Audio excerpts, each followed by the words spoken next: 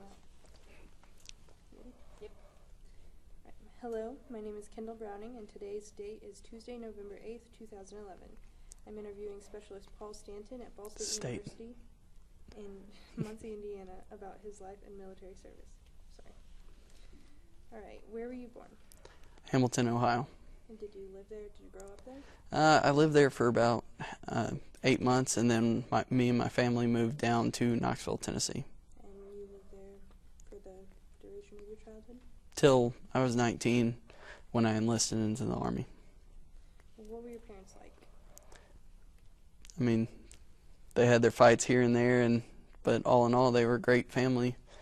Always took care of their kids and the rest of our family. We took in other members of our family when they hit a downslope and helped them back up. So are your parents still together? Yes. What was their reaction to your joining the military? A little surprised, let's put it like that. Why were they surprised? Well, pretty much all through middle school, that's all I wanted to do. I wanted to join the Army. They just didn't expect me to join that quick and be shipped out in 8 days. All right. Your grandfather served in World War II. Do Yes. you know any specifics about his service? Has he ever talked to you? No, my grandfather was actually died a few years after he got out, but he was in Navy and he sailed a couple of the battleships, or sailed on them. Did his service have any effect on you choosing to go into the military? Not particularly. Okay. Do you have any siblings? One brother. How old is he? He is 23. And what does he do? He's actually a security guard with a firm down in Knoxville. Right. Describe to me your best childhood memory. Best childhood memory, huh? Mm-hmm. Probably when me and my brother were actually outside on our deck playing with some Legos and toy cars. And then I think it was my brother who got it. We got a gallon of milk and just started dumping it everywhere. We got in so much trouble for it, but it was fun. Right. What sort of influence have your parents had on you? Do you look up to your father, and do you feel like you work as hard as they do because they've raised you well? I feel I look up to both my mom and dad because they both, they taught me they taught me how to act and how to respect people, as well as to be a hard worker in life, and you will get a lot out of it. Right. How old were you when 9/11 happened? I want to say it was,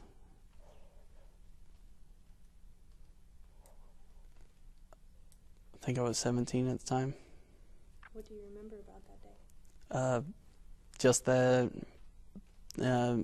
principal came over the intercom, told all the teachers to turn at, I think it was channel 11 at the time, and just let all the students watch the news. And about a couple hours after they first turned it on, they released us, and we all went home.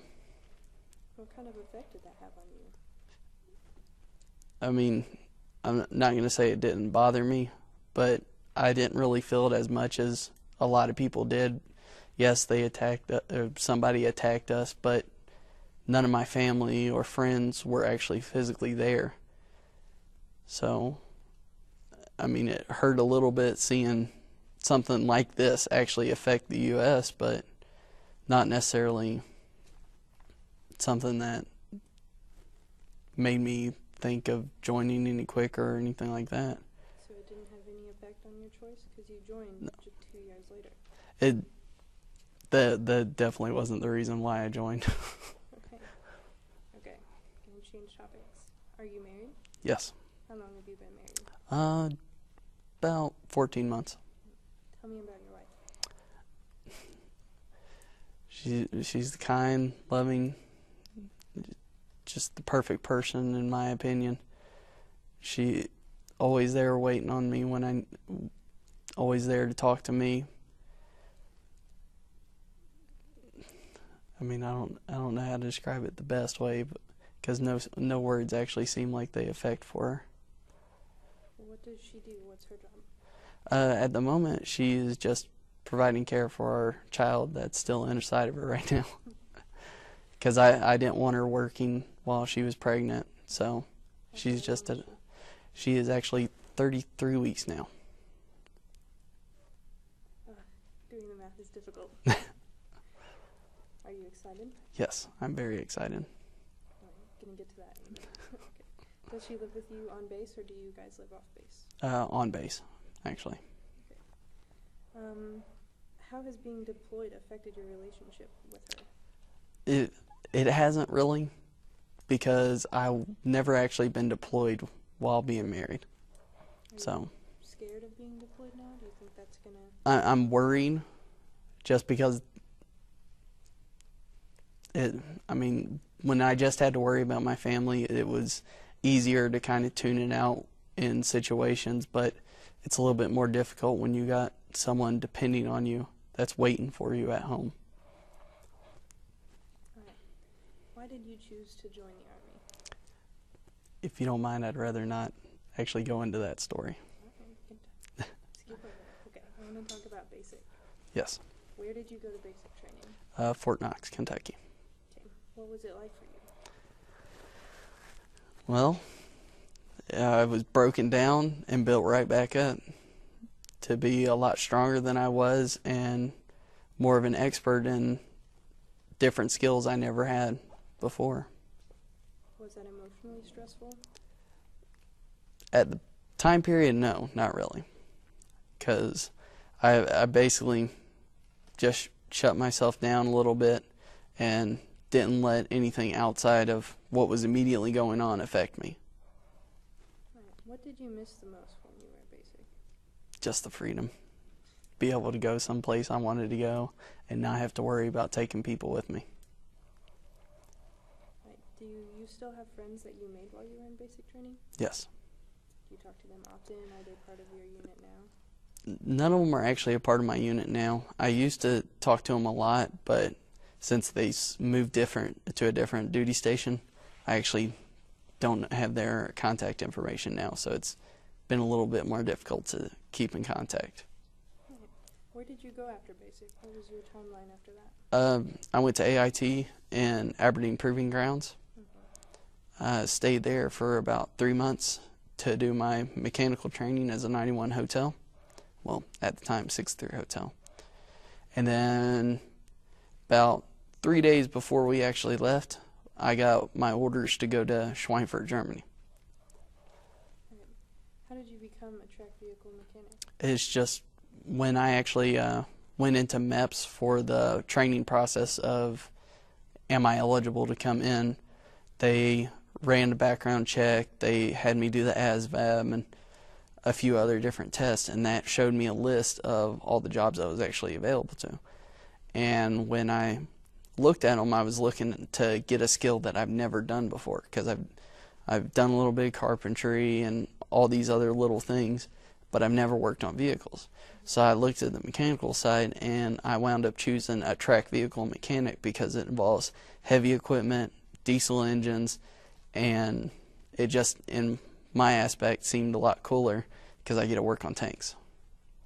Are there any other jobs, like within the Army, that you would want to do besides being a track vehicle mechanic? There's a couple. I was trying to reclass, well, I'm still trying to reclass to 31 Echo, which is basically a prison guard, as well as 35 Lima, which is counterintelligence. And what would be the advantages of having those jobs as to the one you have now? Just different skill set, different opportunities when I actually hit my time in the Army. What kind of vehicles do you work on besides tanks? I can work on any vehicles.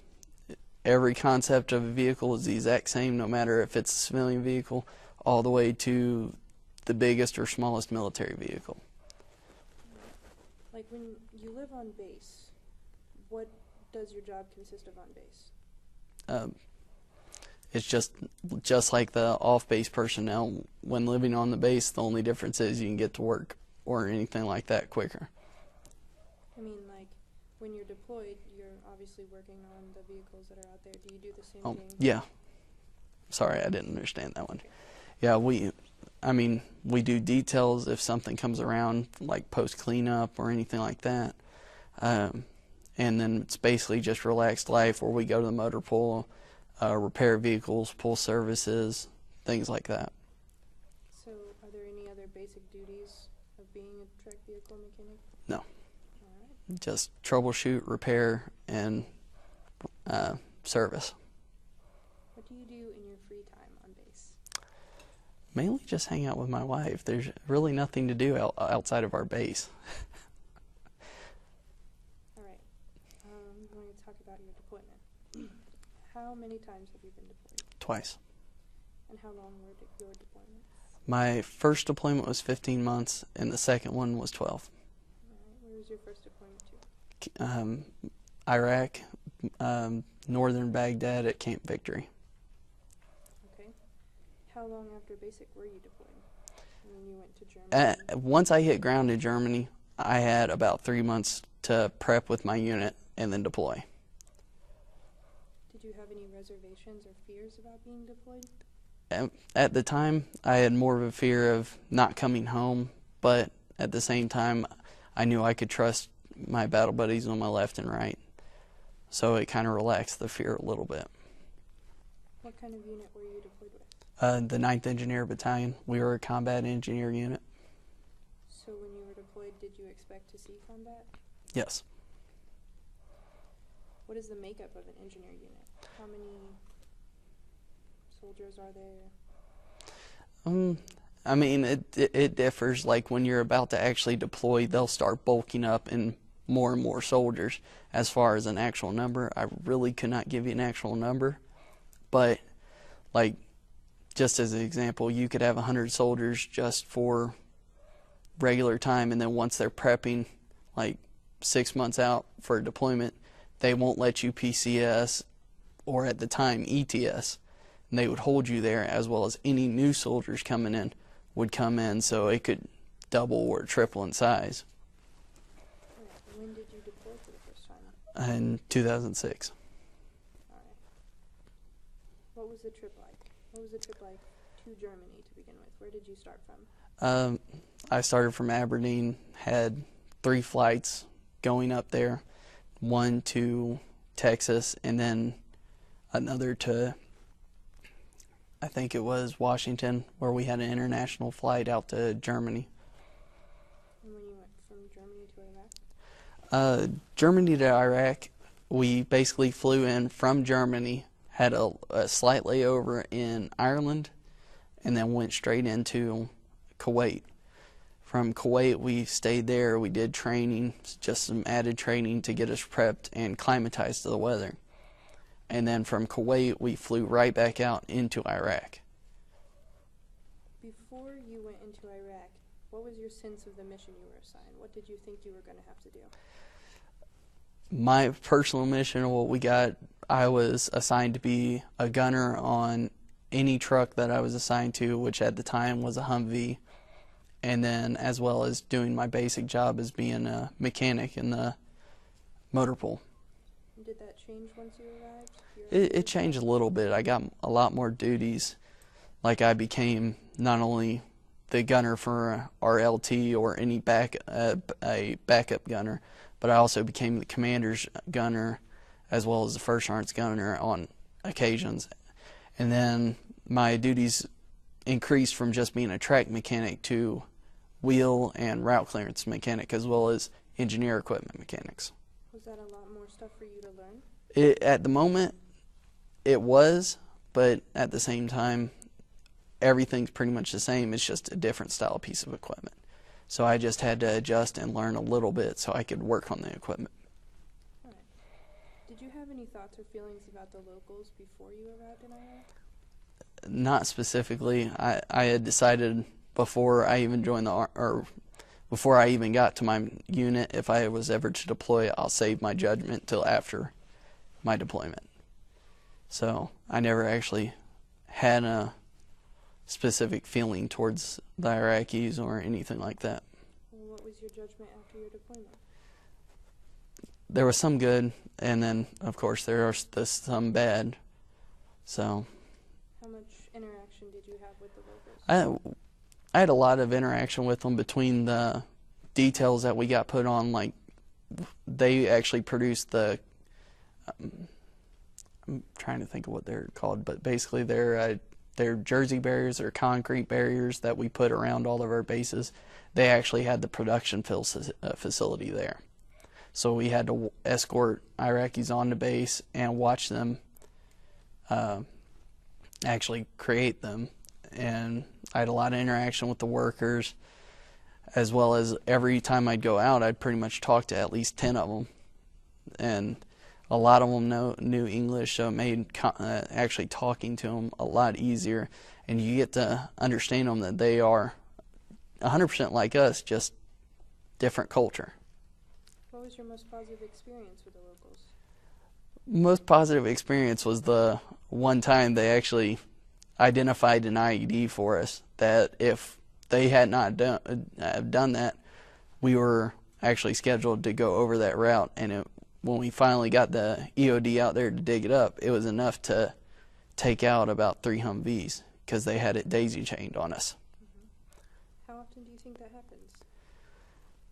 Not often enough. I mean, when they can actually there, and the few that actually are brave enough to come up to the convoys and let us know, it happens good. I mean, it's good, but at the same time, it should happen more. But do you think that's a sign of improvement in relations? I would say it definitely is an improvement in relations, just because they're actually more confident in the mission and the jobs that we are doing there. Sometimes a lot of people think that miscommunications are the reason that a lot of the things that happen in Iraq happen. What do you think about that? I mean, miscommunication is everywhere. Even here at home, it still happens, but it doesn't actually affect the outcome as long as eventually down the road someone sees eye to eye. So, I mean, not everyone's the same. Not everyone's going to have the miscommunication with them. So as long as they get to the right person or just keep trying, miscommunication is never a problem. What was your worst experience with the locals? Worst experience was one day I was on actual guard duty at the Jersey barrier place, and one of them decided he was actually going to take off for the day because he needed to be escorted off by us, and he took off by himself. So it was a very fun couple minutes trying to find him. It was by far not a fun experience, and did not help me with any aspect of this man. Your first tour was 15 months. Yes. What was the hardest part of that for you? I mean, the hardest part was just a couple times where I'd come back from mission and go back to the motor pool and have to work another 8 to 12 hours on just motor pool maintenance, trying to get vehicles up and running. Did you miss your family at all? I did when I actually had time to actually sit down, but usually in those times that you're working or out on mission, you usually block everything out so you don't think about it and wind up doing something you shouldn't. Do you think staying busy helps to not think about it? Yes. How often did you call or write home? Every chance I pretty much got, which it could change from being once a week to once a month. Did you ever get to Skype with your family?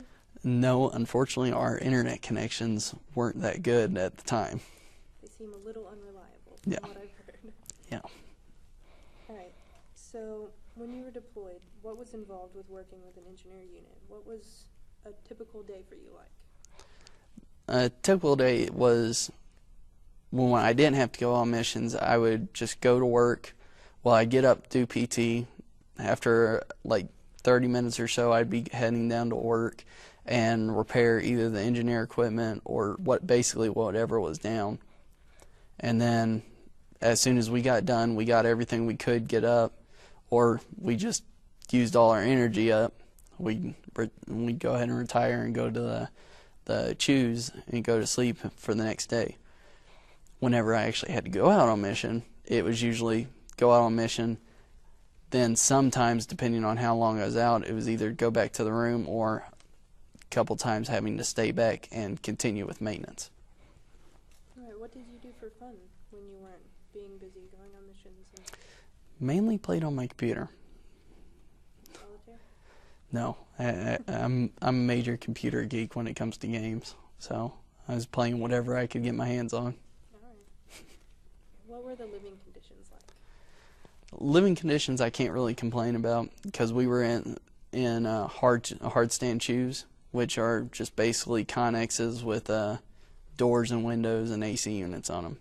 So we had beds, we had wall lockers, and that extended the actual amount of furniture, but it's nothing really to complain about when I could have been living on a cot in a tent. So What was the weather like? most of the time it was hot, in between 150 to 90 degrees usually. When it actually started cooling down, it never dropped below 80 degrees except at nighttime. And occasional sandstorm, as well as during the rain season, a lot of rain. That was about all the weather. There's usually never any cloud cover.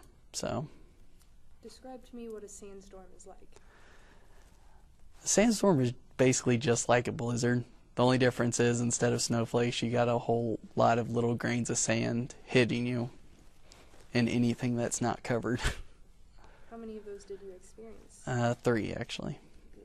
And each time it was so bad we couldn't even actually leave our buildings that we were in because you couldn't see more than about 5 feet in front of you. What did you eat while you were there? Basically whatever the chow hall got basically made for us. It was usually just a different menu every day. They always had a salad bar and things like that. But that also depended on if I was actually on base or if I was at a different fob at the moment. Did you have any interaction with the local food? Yes, I had a few introductions with it, mainly their flatbread that they make by hand in a rock oven is actually really good. I would not advise eating goat stew, but it was decent. What was in goat stew? Do you know? I saw potatoes and I saw meat, and it was some type of sauce they made it all in, so I'm not really sure what it was. I want to talk about your missions. What were your missions usually like? You said on the days you didn't work, or when you had missions, you didn't work. So Most of them were either watching concrete dry or building up little miniature bases, fobs and stuff like that to help them have defense so they don't have to actually wear their armor 24/7. how dangerous were those missions for you? There are variant levels of danger. Like some nights we'd go out, nothing would happen whatsoever. It's just keep an eye out, watch out for IEDs and stuff like that. But then you'd have the few that were actually very dangerous, that we get in firefights, have rockets thrown at us, IEDs explode. It was just all different. What was your best mission while you were in Iraq? Best mission was we had to escort a political figure over to the outer Iraqi base, and we were actually playing soccer with the Iraqis in full battle rattle. And that went on for about an hour because we had full defense all around us. That was the best mission I ever had. Most tiring, too. All right. That was your best mission. What was your worst? My worst mission was Christmas night where I had a Katyusha rocket actually fly under my Humvee. What were you thinking when that happened? That I was going to die. I heard this big boom, and all I could do, I just started moving, and I shifted my turn over, and I actually started firing at what I saw. And then, I actually thought I was gone. What happened? Did the rocket explode? No, thankfully it literally passed an inch under my Humvee and continued on down a few blocks. Thankfully it didn't detonate because it would have caused a lot of casualties, civilian casualties that is. And later on, about 3 hours later, EOD actually found the rocket and actually gave us the news as soon as we got back about it being a dud. But at the time, all I heard was this big boom and big flash. So did that change the way you acted at all when you were on missions after that? No. I was always ready. I always showed up 2 hours before to prep my area, clean all my little class and my weapon and all that to mount it up. It didn't really change anything. I'd say I was maybe a little sharper every time, but besides that, it really didn't change much. All right. How did unit cohesion affect your missions? Did you work with the same people every day? Yes, I worked with the same group of people except for the few occasional times when I actually was the gunner for our first sergeant and our commander. And then I had to work with a different group every now and then. But besides that, I was always working with the same tight-knit group from the motor pool. And how were they for you? They were my battle buddies. They supported each other really well. We had our fights, but whenever it came to an actual mission, we were all there. We were all 100% ready to go and knew what we had to do to help each other out. Do you still have contact with them? I have contact with a few of them, but as well, a lot of them have actually ETS and basically lost wind of contact. Right. I want to talk about your first homecoming, and we're going to talk about your second tour. Okay. Okay, so explain the process of coming home to me. Where did it start? It started in Iraq. We moved to the tent city for about 2 weeks then we went from there into the airport.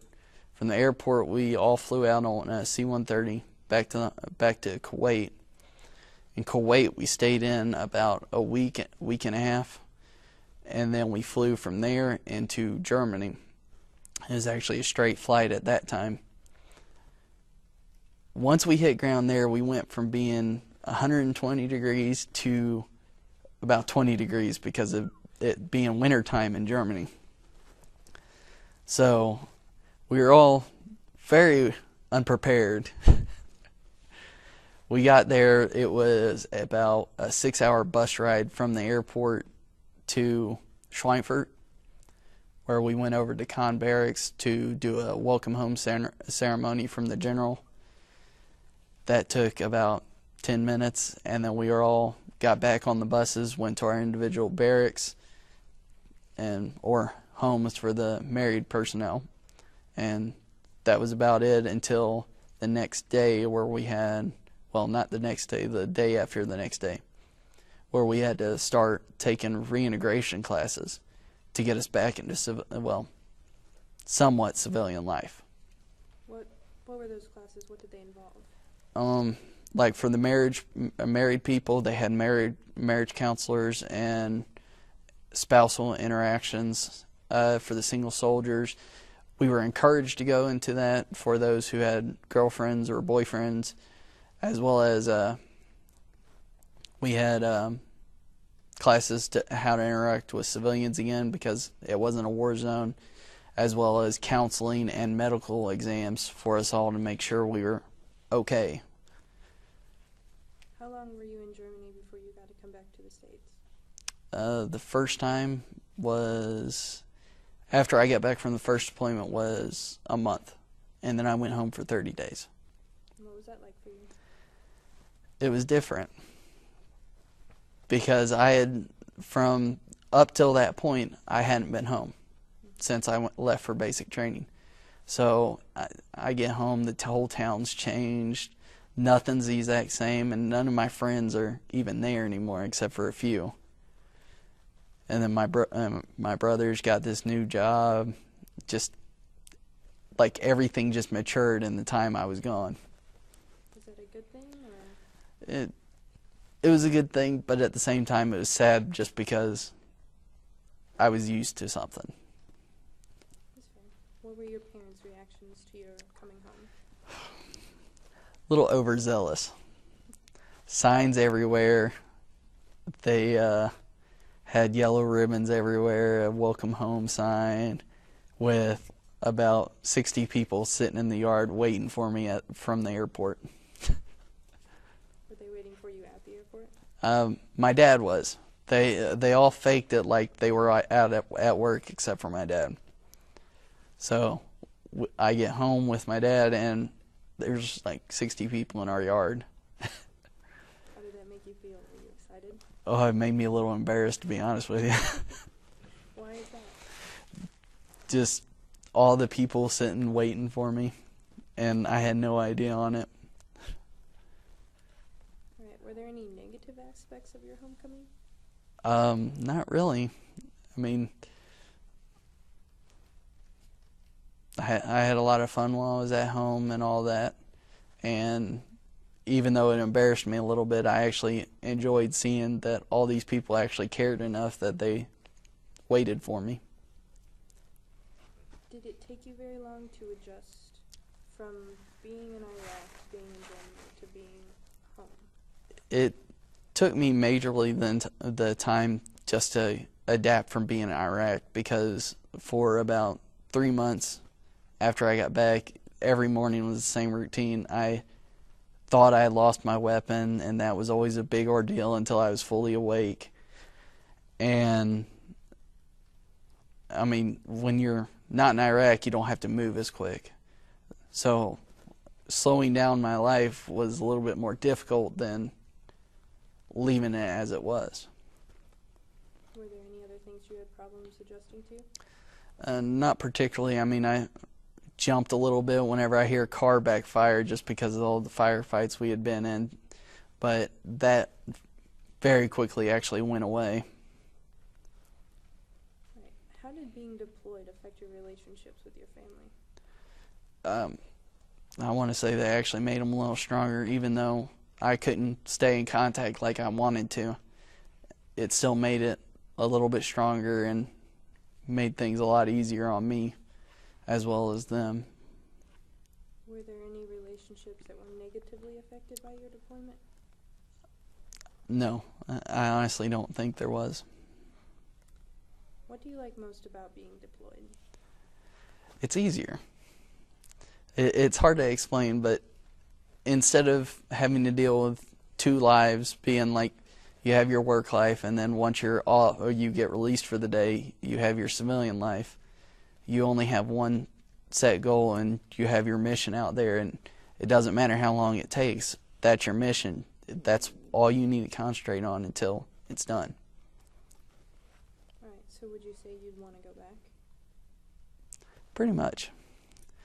Deployments were easy in comparison to, like I said, juggling multiple things while you're at home.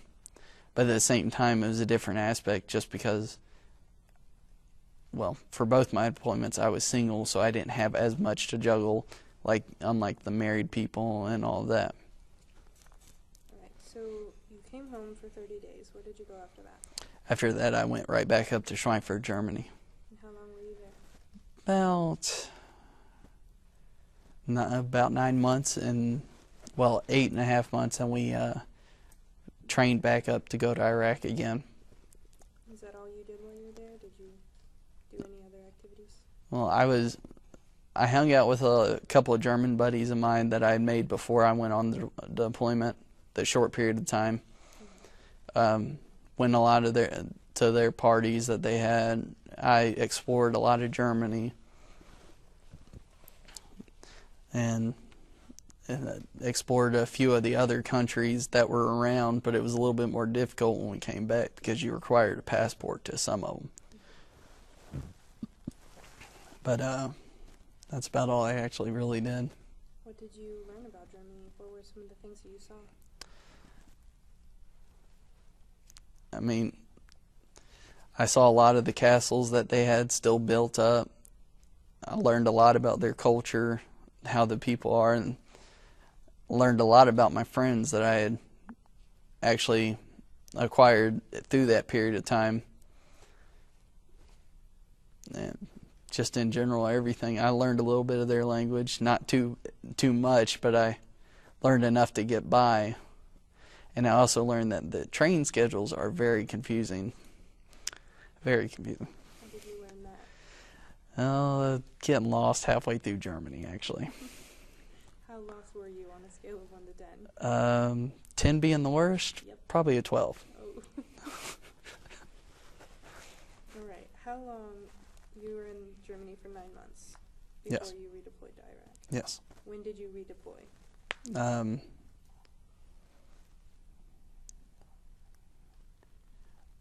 I think it was about the end of 2008. And you were in for 12 months. Yes. All right. What were the differences between your first deployment and your second deployment? Well, the first major difference, it was a lot shorter, Mm-hmm. and I already knew what to expect from it. Although everything pretty much cooled down a lot more than what my first deployment was. There wasn't as many firefights or IEDs or threats in general. I basically already went through it once. All it was is, hey, welcome home.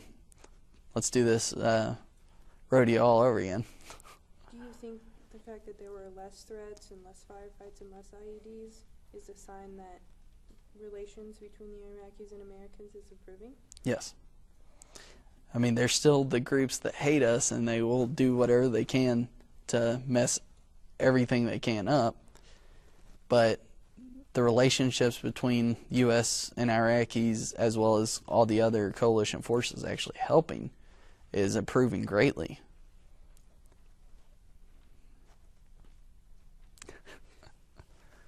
All right. Did you work with the same group of people for your second tour that you did for the first? I worked with the same unit, a different company, as well as a lot of my battle buddies that I actually went on my first deployment had already PCS'd, because the only reason I was still there long enough to actually deploy with them again is because I actually re-enlisted to stay with them. So you've re-enlisted once. Do you plan on continuing to re-enlist and making this a career? yes, at least 20 years. All right, that's fair. All right, what were the negative aspects of your second deployment? I didn't go out on as many missions as I wanted to. I was mainly a fobbit the entire time. What does that mean? A fobbit was just the term we gave to anyone who stayed on the base, who never left the base. I only left for, I want to say, about 5 times off a base for missions. Why was it less this time? Because when I had shifted companies, I was no longer in headquarters, which they considered the mechanics a fighting force completely. Mm-hmm. But when I moved to Alpha Company, they use us as an asset, so we stayed mainly back unless they needed our support out on mission. All right. And those 5 times you left base, what kind of missions were those? Mainly build up and tear down missions. We'd go, like, one right off the bat, we spent 2 weeks over in a little half Iraqi, half American fob, leveling 6 buildings for them and attempting to build up as much as we could while we were there. What was the most memorable part of your second tour? In a bad way, the most memorable part was when I actually lost feeling in half my face because of the operators of a vehicle I was working on did not tell me they were digging up, lack of a better term, crap from a ditch with their bulldozer. Mm-hmm. And I was working underneath it. How did you lose the feeling in your face? Because I got some type of germ or something actually got in and affected my my nerves, and I got diagnosed with Bell's palsy because of it. So now that I've had it once, it can always come back, and I can lose feeling again. And when you lose feeling from Bell's palsy, you lose muscle control too. So it was not a fun month and a half when I actually got that. How did that affect your tour? Like, what did they do once that happened to you? I wore an eye patch for about a month. That was about all it affected. Did you ever make pirate sounds just for fun? No, actually I did not do that. Just wondering. All right, when did you leave Iraq for the second time? I left about probably about November time frame of 2009. Now, you told me earlier that you had your 20th and your 21st birthdays in Iraq. Yes. What was that like?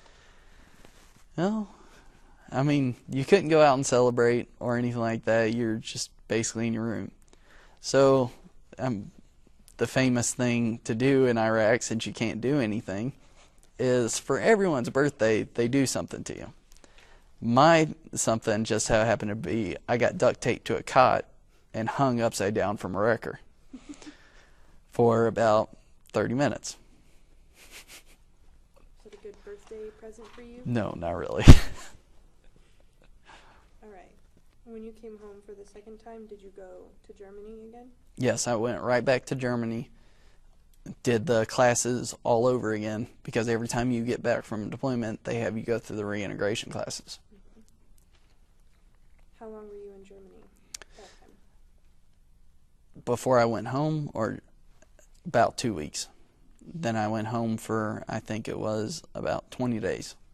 Where did you go after home? Right back to Germany. Continue my work as a mechanic. So how did you end up at Fort Leonard Wood? I actually requested here trying to get closer to home, because at the time the options were either move closer to home, which would take me 2 weeks, or get my wife a passport and everything that she needs, which would take about a year. So I made the quicker choice and actually went to Fort Leonard Wood. Is your wife happy at Fort Leonard Wood? We're both not happy at Fort Leonard Wood. There's just nothing to do. Besides that, it's a nice place, nice and quiet, except for the tornadoes. But it's just the fact that there's really nothing to do. You have to travel like 2 hours out just to get someplace that has a lot of stuff. Well, how do you move bases? Like, how would you get transferred to another base? You have to live out a term for, usually it's about 2 years. There's the exceptions, like Korea is a 1-year term. So you have to go through and live out your time before they'll even give you orders.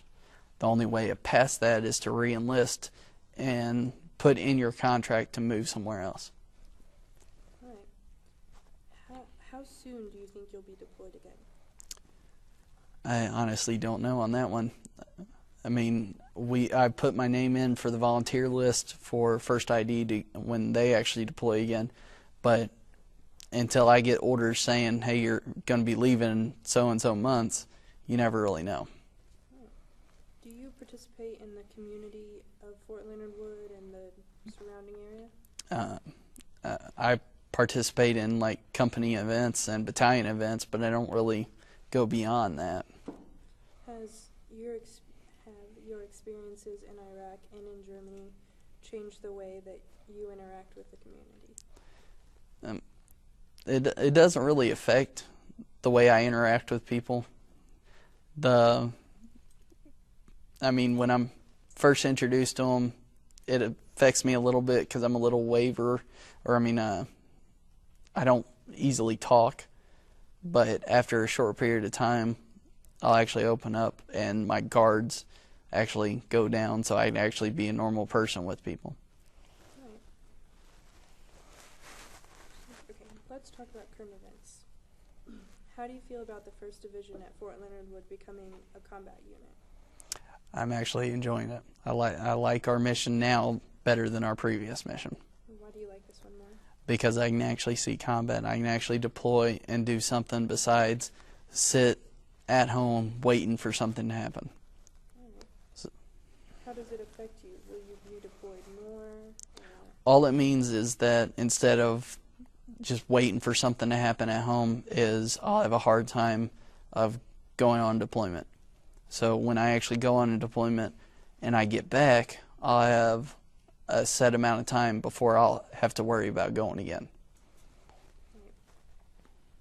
What are your opinions about events currently taking place in the Middle East? Anything specific? Not really. Well, I'm interested in the fact that all the American troops are supposed to be pulled out of Iraq by the end of the year.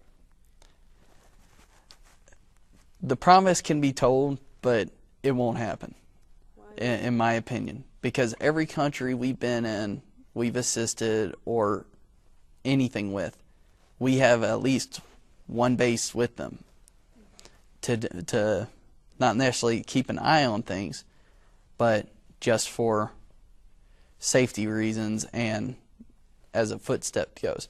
Because we haven't even left Korea yet, and we've been there for a long time. So I highly doubt that we'll even leave Iraq for a while. Same thing with Afghanistan. When it's time that we actually pull our troops, there's still going to be troops there.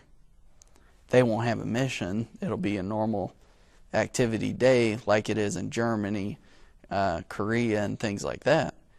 But we ain't going to leave there for a while. Do you think the Iraqis are ready to run their own government? The soldiers that I actually had the ability to work with, I have to say they are. But at the same time, there are those people out there in the same group, just like every group out there, that will ruin it for everyone. So as long as the right people take charge and the right people step forward, there will be nothing to worry about. Are you more aware of current events now that you've been deployed? No. You don't watch the news more No, often? I don't watch the news. I don't like just sitting down watching the news, because mainly all I ever see on the news is all the bad, but you never really see all the good on it. That's true. So I don't like hearing the depressing stories when, like, say for instance, like a soldier kills 3 civilians. It was just a freak accident, but at the same time, there's a time where he saved another soldier, or even that very same soldier saved 60, just because he was able to stop an enemy that was about to blow up inside of a bazaar or something. And they don't report things like that because they're always focusing on the bad. So. All right, I'm going to backtrack a little bit. You talked about being in firefights. During your 2 deployments, how many firefights were you in? That's a tough one. Estimate. I'd say probably about 60, if not more. What's that experience like? Well, you never get over it. You never overcome the reaction you get. It's kind of scary, but at the same time, when you're in this field and you're training the way you are, you're prepared to handle whatever it takes. So even though you're scared, you're having bullets whiz by your head or anything like that, you're still ready and you're still able to return fire no matter what's happening. Have your experience in those fights affected your civilian life? Some of them a little bit. I've been a little bit more reckless on a few choice events, but at the same time I've been a lot more careful and a lot more. Right. I want to ask you, are there any particular leaders that you have had that have affected you personally and have made you a better soldier? Actually, there's been 2 leaders. Sergeant Richard Johnson. He was my first NCO that actually took charge of me. He taught me what it is to be a mechanic. He taught me what it is to be a soldier, no matter if you're injured, broke or anything. He helped me a lot with everything I've done. And he was actually with me then pretty much the entire time in some way, shape, or form through all my deployments. And the other one is Staff Sergeant George Castaneda.